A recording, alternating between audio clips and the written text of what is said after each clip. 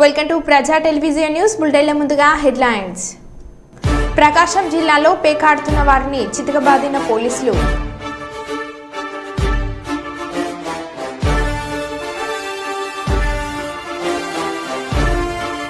బాల కార్మికుల నిర్మూలనకు ప్రత్యేక శ్రద్ధ తీసుకోండి. నంద్యాల జిల్లా కలెక్టర్ రాజ్కుమారి.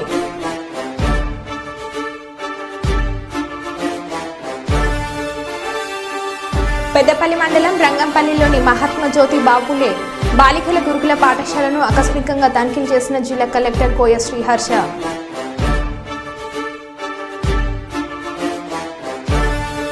రాగిచెంబులో బంగారు ఉంగరం మాయం, దొంగ బాబాలకు దేహశుద్ధి.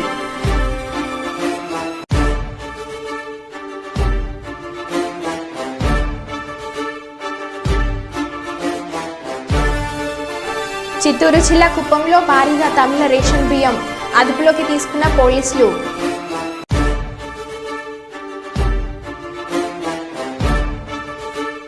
మందమరి మున్సిపాలిటీలో ఉన్న సమస్యలను వెంటనే పరిష్కరించాలని బీఆర్ఎస్ నాయకుల ర్యాలీ. ఇక వివరాల్లోకి వెళ్తే నిజామాబాద్ జిల్లా ఎస్సీ సంక్షేమ బాలికల హాస్టల్లో ఏసీబీ అధికారులు తనిఖీలు. ఏసీబీతో పాటు legal, metrology, sanitation, food inspector శాఖల అధికారులు సోదాలు. ప్రభుత్వం అందిస్తున్న సంక్షేమ ఫలాలు విద్యార్థులకు అందుతాయా లేదా అనే కోణంలో తనిఖీలు చేపడుతున్న అధికారులు హాస్టల్ విద్యార్థులకు నాణ్యమైన భోజనం, పుస్తకాల పంపిణీ, దుప్పట్ల పంపిణీ, పరిసరాల పరిశుభ్రత, వార్డెన్లు అందుబాటులో ఉండటం తదితర అంశాలపై అధికారులు ఆరా తీస్తున్నారు.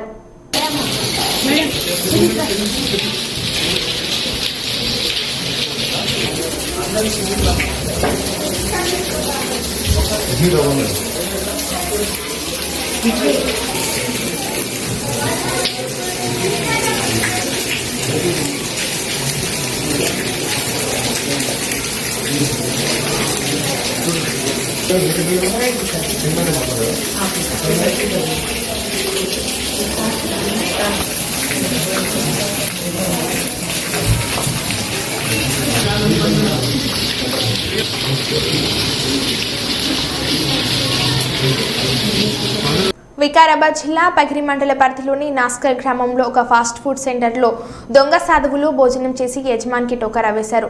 నీవు సమస్యలే ఉన్నావని, మంచి జరగాలంటే రాగి చెంపులో చేతికి ఉన్న ఉంగరం వేయమని చెప్పగా యజమాని అలాగే చేశాడు. యజమానిని ఇంట్లోకి పంపించి వచ్చేసరికి రాగి చెంపుకు తెల్లబట్ట చుట్టాడు. రేపు ఉదయం వరకు చెంబు తెరవద్దని తెలపడంతో అనుమానం వచ్చి యజమాని చెంబు తెరిచి చూడగా అందులో రాయి ఉంది. మోసపోయానని గమనించి అరవడంతో చుట్టుపక్కల వారు దొంగ సాధువులను పట్టుకుని దేహశుద్ధి చేసి పోలీసులకు అప్పగించారు.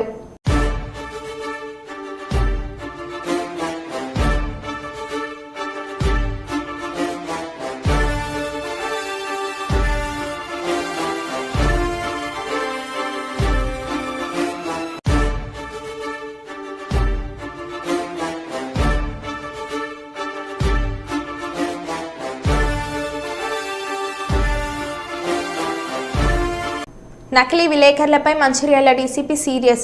ఈ రోజు నుంచి జర్నలిస్టు కాకపోయినా ప్రెస్ స్టిక్కర్స్ వేసుకుని తిరుగుతున్న బైక్లపై స్పెషల్ డ్రైవ్ చేశారు. నకిలీ విలేకరుల భర్తం పట్టనున్న జిల్లా పోలీసులు విలేకరుల ముసుగులో కారు, బైక్లపై ప్రెస్ స్టిక్కర్లు వేసుకుని తిరుగుతున్న వారిపై క్రిమినల్ కేసులు నమోదు చేయబడతాయి. కఠిన చర్యలు తప్పువని డీసీపీ అన్నారు. మంచిర్యాలలో ఈ రోజు స్పెషల్ డ్రైవ్ నిర్వహించనున్న జిల్లా పోలీసులు ఒక కేసు నమోదు చేయడం జరిగింది. ముఖ్యంగా విలేకరులు అనేవాళ్ళు ఎలక్ట్రానిక్ కానీ, ప్రింట్ కానీ సమాజానికి, ప్రజలకు, ప్రభుత్వానికి, ప్రభుత్వ వ్యవస్థలకు వార్తలను చేరవేస్తూ అవగాహన కల్పించే వాళ్ళు చాలా గౌరవప్రదమైన వృత్తి. దీంట్లో గత 20-30 సంవత్సరాల నుంచి పనిచేసే సీనియర్ పాత్రికేయులు ఉన్నారు. జర్నలిజం లాంటి ఉన్నత చదువులు చదివి కూడా వాళ్ళు సమాజ సేవలో వృత్తిలో భాగంగా వచ్చిన వాళ్ళు ఉన్నారు. కానీ కొంతమంది ఇటీవల కాలంలో ఇతరత్ర పేర్లు పెట్టుకొని విలేకరులు కాకపోయినా విలేకరులమని చెప్తూ సొంత డబ్బుల ఆదాయం మార్గంగా ప్రజల్ని పీడించడం కోసం, ప్రజల్ని భయపెట్టియడం కోసం ఇతర వ్యాపార సంస్థల దగ్గర కూడా పోతున్నట్టు వచ్చింది. అట్లాంటి వారిపైన కఠినమైన చర్య తీసుకుంటాం. ఎక్స్ట్రాక్షన్ కేసులు కూడా నమోదు చేసి అరెస్ట్ చేయడం జరుగుతుంది. ఇంకా వెహికల్స్పై కూడా ప్రెస్ అని రాసుకుంటున్నారు. ప్రెస్కు సంబంధం లేని వాళ్ళు ప్రెస్ అని రాసుకుంటున్నారు. కాబట్టి స్పెషల్ డ్రైవ్ కంటిన్యూ చేస్తున్నాము. ఎవరైతే నిజమైన విలేకరులు ఉంటారో వాళ్లకు వెసులుబాటు కల్పిస్తాము. ఎవరైతే ప్రెస్ కాకుండా ప్రెస్ అని ఉంటారో వాళ్ళపైన క్రిమినల్ కేసులు కూడా నమోదు చేయడం జరుగుతుంది. కాబట్టి ఎవరైనా విలేకరు కాని వ్యక్తి ప్రెస్ అని పెట్టుకొని తిరిగినట్లయితే ఖచ్చితంగా వాళ్ళపైన క్రిమినల్ చర్యలు ఉంటాయి. కాబట్టి ఇప్పటికైనా అలాంటి ఉద్దేశాన్ని అలాంటి పనులను మానుకొని చక్కగా ఉండాలని కోరుతున్నాము. ఈ రోజు నుంచి స్పెషల్ డ్రైవ్ స్టార్ట్ అవుతుంది. దాని ప్రకారము క్రిమినల్ చర్యలు తీసుకోవడం జరుగుతుంది. తహసీల్దార్ కార్యాలయంలోకి ఖాళీ బిందెలతో వెళ్లి నిరసన తెలిపిన మహిళలు. సూర్యాపేట తుంగతుర్తి పట్టణంలో నీటి సరఫరా లేకపోవడంతో 4వ వార్డు ప్రజల తహసీల్దార్ కార్యాలయంలోకి ఖాళీ బిందెలతో వెళ్లి ఆందోళన చేశారు.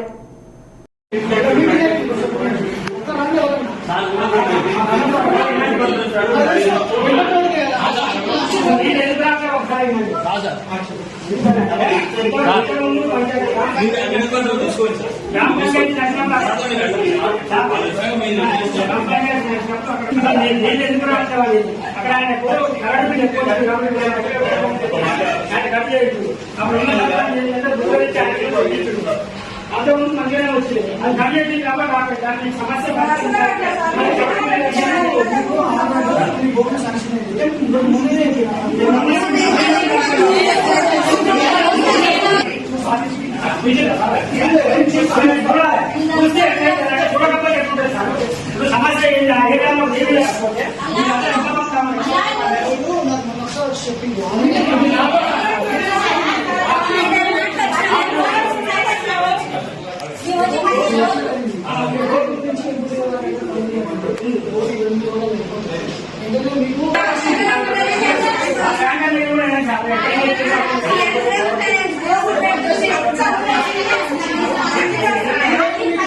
పెద్దపల్లి జిల్లా పెద్దపల్లి మండలం రంగంపల్లిలోని మహాత్మా జ్యోతిబావు పులే బాలికల గురుకుల పాఠశాలను ఆకస్మికంగా తనిఖీలు చేసిన జిల్లా కలెక్టర్ కోయ శ్రీహర్ష.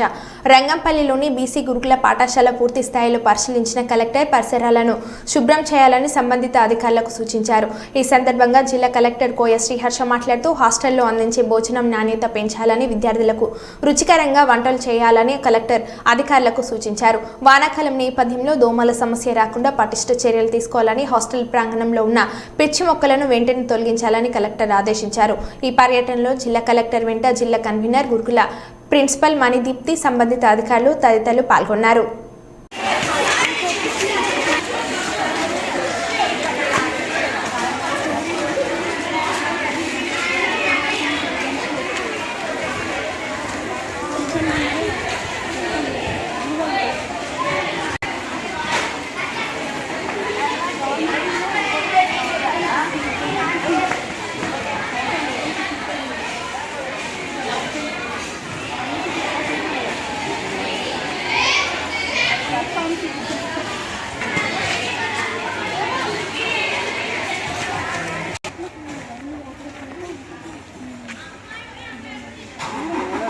వరంగల్కు చెందిన సీనియర్ జర్నలిస్టు తొలి వెలుగు కరస్పాండెంట్ జనగామ నివాసి యోగిరెడ్డి, ఆయన కూతురు ఆద్యరెడ్డి శుక్రవారం ఆత్మహత్యకు పాల్పడడంతో వారి ఆత్మలకు శాంతి చేకూరాలని స్థానిక నెహ్రూ సెంటర్లో మౌనం పాటించి వారి చిత్రపటాలకు నివాళులు అర్పించారు. ఈ సందర్భంగా సీనియర్ జర్నలిస్టులు గుట్టయ్య యాదవ్ మాట్లాడుతూ ప్రజలకు మధ్య వారధిగా ఉంటూ అనేక విషయాలను అనుసంధానంగా ఉంటూ చేరవేస్తున్న జర్నలిస్టులకు ఎలాంటి సెక్యూరిటీ లేకుండా పోయిందని, సమాజంలో జర్నలిస్టుల వృత్తి నేడు వెట్టి చాకరీ వృత్తిగా మారిందని ఆయన ఆవేదన వ్యక్తం చేశారు. ఈ కార్యక్రమంలో గాడిపల్లి శేఖర్, బాబురావు, సీనియర్ జర్నలిస్ట్ రామకృష్ణ, గోస్పాష మరియు జర్నలిస్టులు పాల్గొన్నారు.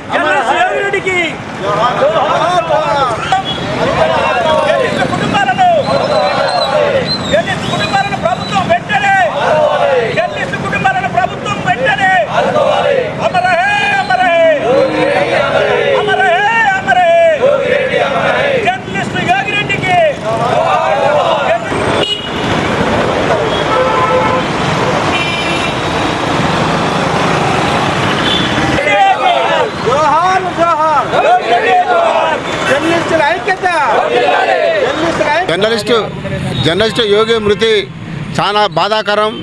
ఆయన మృతి పట్ల TWH 143 జిల్లా కమిటీ తరఫున ప్రగాఢ సానుభూతిని తెలియజేస్తూ ఆయన కుటుంబానికి కూడా సానుభూతి తెలియజేస్తున్నాం. జర్నలిస్టులు అనేవాళ్ళు ఈనాడు ఉన్న పరిస్థితి ఎట్టి చాకరీ చేసేటువంటి వాళ్ళుగా తప్ప మనకు సంబంధించిన ఎలాంటి సెక్యూరిటీ లేని స్థితిలో ఈనాడు మన జీవన విధానం కొనసాగుతున్నది. అనేక సంవత్సరాలుగా మనం ఈ జర్నలిస్టు వృత్తిలో ఉండి మనం ఈ ప్రభుత్వానికి సంబంధించిన విషయాలు కానీ లేదా ప్రజలకు సంబంధించిన విషయాలు కానీ అనుసంధానంగా ఉంటూ అనేక విషయాల్ని మనం ఇలా ఈరోజు ప్రభుత్వానికి ప్రజలకు తెలియజేస్తున్నప్పటికీ కూడా మన పట్ల కనీసం సానుభూతి లేని స్థితి ఈనాడు నెట్టబడ్డది. గతంలో ఉన్నటువంటి ప్రభుత్వాలు కానీ ఇప్పుడున్న ప్రభుత్వాలు కానీ జర్నలిస్టులకు ఎలాంటి సెక్యూరిటీ లేని స్థితికి నెట్టబడ్డాయి. మనం ఇలాంటి స్థితిలోనే యోగి మృతి చెందినటువంటి భావన నాలో ఉంది. అందుకనే రాష్ట్రంలో ఉన్నటువంటి జర్నలిస్టులు అందరూ కూడా ఏకమై మనకు సంబంధించినటువంటి దాంట్లో ఇప్పుడున్నటువంటి ప్రభుత్వంపై ఒత్తిడి చేసి కనీసం ఉండటానికి నిల్వ నీడ కోసమైనా మనం అందులో ప్రయత్నం చేయాలి. ఈ విషయంలో అన్ని సంఘాలు, మన ఒక సంఘం కాకుండా ఇతర సంఘాలు అందరం కలిసి ఉమ్మడిగా దీన్ని పోరాడి సాధించుకోవాల్సిన అవసరం ఉంది. ఆ దిశగా మనం ప్రయాణం చేయాలి. మరొకసారి యోగి కుటుంబానికి తన ప్రగాఢ సానుభూతి తెలియజేస్తున్నాను. ఈరోజు ఈ యోగి జర్నలిస్టు మరణానికి అసలు ఇది ప్రభుత్వ హత్యగానే, ప్రభుత్వమే దీనికి కారణమని కూడా మేము చెప్పగలుగుతున్నాం. ఒక జర్నలిస్టు తన వృత్తే ప్రాణంగా పెట్టి ప్రజలకు ఉపయోగపడేది ప్రభుత్వ పథకాలను కూడా ప్రజల లోపలికి తీసుకెళ్ళి వాళ్ళకు చైతన్యవంతులు చేసి ఈరోజు జర్నలిస్ట్ తరపునే ప్రభుత్వాలను ఏర్పాటు చేసుకొని జర్నలిస్టులను విస్మరించడం వల్లనే ఈరోజు ఈ మరణాలు జరుగుతున్నాయని చెప్పేసి మేము వ్యక్తం చేస్తున్నాము. ఈ ప్రభుత్వాలు జర్నలిస్టులకు ఎటువంటి కూడా ఇళ్ల స్థలాలు కానీ వాటికి ఎటువంటి పెన్షన్ కానీ ఇలాంటివి కూడా విస్మరించడం వల్లనే ఈ హత్య జరిగిందని కూడా మేము అంటున్నాం. ఇది ముమ్మాటికి ఇది ప్రభుత్వ హత్యలే అని చెప్పేసి అంటున్నాం. జర్నలిస్టులకు సరి అయినటువంటి స్థానం కల్పించినప్పుడే ఈ ప్రభుత్వాలు సమాజం క్షేమంగా ఉంటాయని చెప్పేసి అని మేము ఈ ద్వారా తెలియజేస్తున్నాము. మాతోటి పనిచేసే మిత్రుడు జర్నలిస్టు ఆత్మహత్య చేసుకోవడం చాలా బాధాకరంగా ఉన్నది. వాళ్ళ కుటుంబంగా చాలా ఇబ్బందులతోనే, ఆర్థిక ఇబ్బందులే ఇది గురైనది. ఇప్పటికైనా గవర్నమెంటు ఈ జర్నలిస్టుల మీద సానుభూతి చూపెట్టాలి. చాలా ఇబ్బంది పడుతున్న జర్నలిస్టులు ఏమైనా బయట నుంచి వచ్చి జర్నలిస్టులు కూడా రోజు రోడ్డు మీదకి వచ్చి ఏదో ఇంట్లో ఏం లేకుండా కూడా బయటకు వచ్చి ఏదో ఉన్నట్టు అందరికన్నా ఎక్కువ వాళ్ళు సెక్యూరిటీగా పనిచేసే వాళ్ళు జర్నలిస్టులు. కానీ ఎవరు కూడా మన ప్రభుత్వం పట్టించుకుంటా లేదు. ఇప్పటికైనా ప్రభుత్వం పట్టించుకొని వాళ్ళకు అందరికీ సాయం చేయాలని, మాకు సాయం చేయాలని మేము కోరుచున్నాము. తెలంగాణ ఉద్యమం తర్వాత మళ్ళీ తెలంగాణ ఉద్యోగ జేఏసీ ఏర్పాట్లు. ఆ రోజు తెలంగాణ ఉద్యమం జేఏసీ ఏర్పాట్లు చేశాం. ఇప్పుడు ప్రభుత్వంపై పోరాడడానికి జేఏసీ ఏర్పాట్లు చేస్తున్నాం. మేనిఫెస్టోలో పీఆర్సీ టీఏ డిఏ అని అన్నారు. కానీ 9 నెలలు అయినా ఇంకా ఇవ్వలేదు. ఇప్పటికీ 4 డిఏలు ఇవ్వలేదు. సీఎం మమ్మల్ని కలిసి మా సమస్యలు పరిష్కరిస్తామని అన్నారు. కానీ ఇప్పుడు ఆయన కలిసే పరిస్థితుల్లో లేడు. ప్రభుత్వం మమ్మల్ని పట్టించుకోవడం లేదు. 1వ తేదీన జీతాలు అంటున్నారు. కానీ ఇంకా కొన్ని డిపార్ట్మెంట్లకు 1వ తేదీన జీతాలు రావట్లేదు. 15 రోజులు మా భవిష్యత్ కార్యాచరణ ప్రకటిస్తాం. మా ఉద్యమాన్ని మరింత ఉధృతం చేస్తామని ఉద్యోగ జేఏసీ అన్నారు.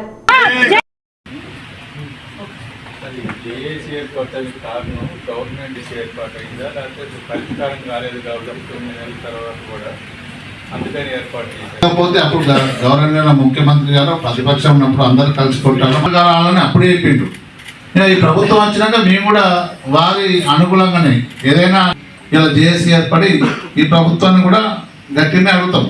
వచ్చేటప్పుడు దేశాలు లేవు, పనిచేసేటప్పుడు అందరం కష్టపడి పని చేస్తాం. ఈ ప్రభుత్వానికి మంచి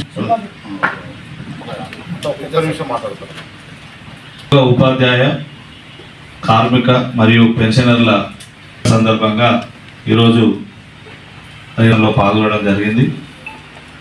ఈరోజు ఉపాధ్యాయుల ఏకీకృత సర్వీసు నిబంధనలను వెంటనే రూపొందించాలని చేయాలని ఎయిడెడ్ మోడల్స్ ఉద్యోగ, ఉపాధ్యాయ, కార్మిక పెన్షనర్ల జేఏసీ ఏర్పాటు చేయడం జరిగింది. మరి ఆ రోజు తెలంగాణ ఉద్యమంలో కొట్లాడిన ఉద్యోగులు ఏకతాటిపై 10 ఏళ్ల తర్వాత ఒక జేఏసీని కాన్స్టిట్యూట్ చేసుకున్నాం. 15 మంది స్టీరింగ్ కమిటీతోని ఏర్పాటు చేయడం జరిగింది. మరి ఈ కార్యక్రమంలో అన్ని సంఘాల అధ్యక్ష కార్యదర్శులు ఇలా పాల్గొన్నారు. దాదాపు 150 సంఘాలు ఇలా ఈ జేఏసీలో భాగస్వామ్యమైనది. మరి గత ప్రభుత్వం మాకు జీతాలు ఇవ్వకుండా చేసిన ప్రభుత్వం ఇలా ఈ కొత్త ప్రభుత్వం వచ్చిన తర్వాత మొదటి తారీఖు జీతం ఇయ్యే విధంగా సంతోషమైన గౌరవనీయులైన ముఖ్యమంత్రి గారికి కృతజ్ఞతలు తెలియజేస్తూనే మరి మీరు మేనిఫెస్టోలో పెట్టిన ప్రకారం 15 రోజుల తర్వాత మనకి డిఏలు అలాగే పెండింగ్ బిల్స్ ఇస్తామని అప్పుడు మాట ఇచ్చారు. మరి మేనిఫెస్టో పెట్టారు. మరి గత 9 నెలలైనా ఇలా ఉద్యోగులకు మరి ప్రియారిటీ ఇవ్వకుండా మీటింగ్ పెట్టకుండా చేస్తున్నారు. మరి మేము ముఖ్యమంత్రి గారిని కోరుతున్నాం, మా ఉద్యోగ సంఘ జేఏసీగా మమ్మల్ని పిలవండి, మా సమస్యలు అడగండి. ఇలా 4 డిఏలు పెండింగ్ ఉన్నాయి, ఇంకొక 5వ డిఏ కూడా వచ్చే క్రమంలో మరి సిపిఎస్ అయితే మీరు మా ప్రభుత్వం వచ్చాక రద్దు చేస్తానన్న సందర్భాన్ని ఇలా మీకు గుర్తు చేస్తున్నాం. మరి ఇలా పిఆర్సీ మరి ఫిట్మెంట్ మంచి ఫిట్మెంట్ ఇచ్చేసి పిఆర్సీ ఇవ్వడం కూడా ప్రభుత్వ బాధ్యతగా ఇలా మేము గుర్తు చేస్తున్నాం. మేము ప్రభుత్వ ఉద్యోగులుగా మీతో కలిసికట్టుగా పనిచేస్తాం. మీ ప్రభుత్వానికి మంచి పేరు, మన ప్రభుత్వానికి మంచి పేరు వచ్చేటట్టు ఉద్యోగ సంఘాలుగా చేస్తాం. కానీ మాకు వచ్చిన మా న్యాయమైన హక్కులను మీరు ఇవ్వడానికి ముందుకు రావాల్సిన బాధ్యత మీరు తీసుకోవాలి. ముఖ్యమంత్రి గారు అంటే ప్రజలను ఇలా ఉద్యోగులను కన్నా పిల్లలా చూసుకోవాల్సిన బాధ్యత మీకున్నది. ఇలా రైతులకు ప్రజలకు అన్ని రకాలుగా వాగ్దానాలు చేసి ఇలా తీర్మానాలు చేసి ఇచ్చారు. కానీ మాకు ప్రభుత్వ ఉద్యోగులుగా చాలా పెండింగ్ ఉన్నాయి. మమ్మల్ని పిలిచి మాకు న్యాయమైన డిమాండ్స్ను మీరు అమలు చేస్తారని త్వరలోనే మా ఆశాభావం వ్యక్తం చేస్తున్నాం. ఇలా జేఏసీగా 10-15 రోజులలో మరొక సమావేశం ఏర్పాటు చేసుకొని అన్ని సమస్యలను మాట్లాడుకొని అన్ని జిల్లాలను ఏకీకృతం చేసుకొని అన్ని సమస్యల సాధన సదస్సుగా చేసి జేఏసీలో అన్ని సమస్యల హక్కుల కోసమై పోరాడడానికి సన్నాహం చేస్తున్నాం. జై తెలంగాణ, జై హింద్. ములుగు జిల్లా మంగపేట మండలం బాలన్నగూడెం గ్రామ పంచాయతీ పరిధిలోని నీలాద్రిపేటకు చెందిన గొర్రె రాజ నర్సయ్య, గొర్రె నర్సక్క దంపతులు తమ కుమార్తె అయిన స్వప్నను అదే గ్రామానికి చెందిన గాంధర్ల మల్లేష్కి ఇచ్చి సుమారు 10 ఏళ్ల క్రితం వివాహం చేశారు. కాగా గాంధర్ల మల్లేష్ సుమారు 4 ఏళ్ల క్రితం అదే గ్రామానికి చెందిన మరో మహిళను వివాహం చేసుకోవడంతో స్వప్న పుట్టింటికి వచ్చేసింది.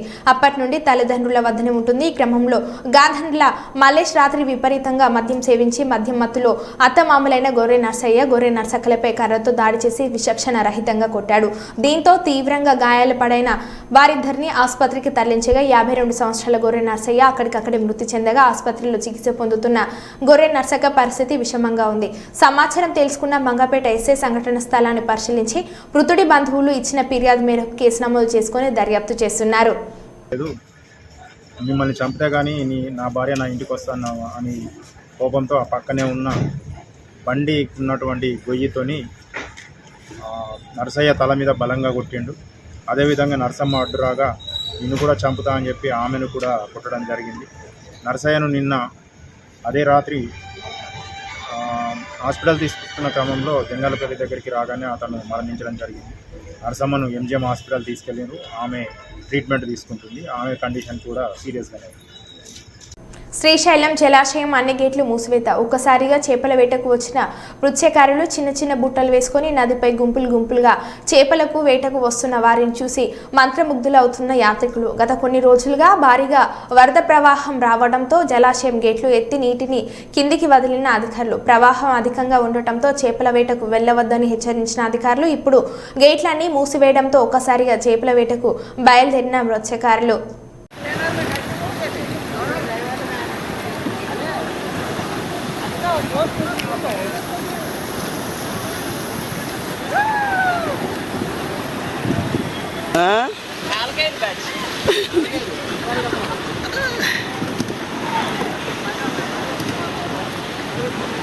జాతీయ పక్షిని చంపడం చట్టరీత్యా నేరం. అయితే ఓ యూట్యూబర్ ఏకంగా ట్రెడిషనల్ పికాక్ కర్రీ రెసిపీ అంటూ తన యూట్యూబ్ ఛానల్లో పోస్టు చేశాడు.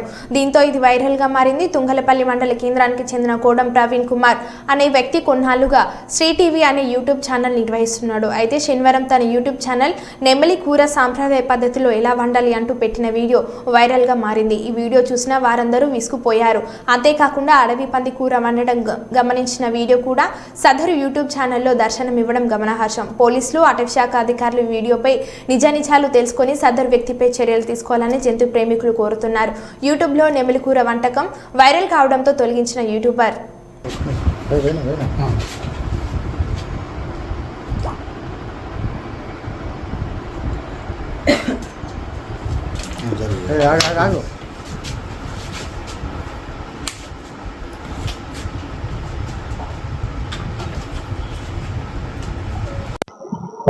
Madam start.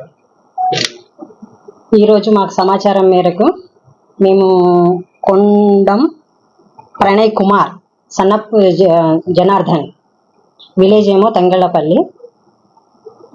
సమాచారం మేరకు మా బీట్ ఆఫీసర్ మా శిక్షణ ఆఫీసర్ వెళ్ళి మాకు సమాచారం వచ్చింది, ఇట్లా మేక మాంసం మన నెమలి మాంసంతో యూట్యూబ్ చేస్తున్నాడు అనేసి.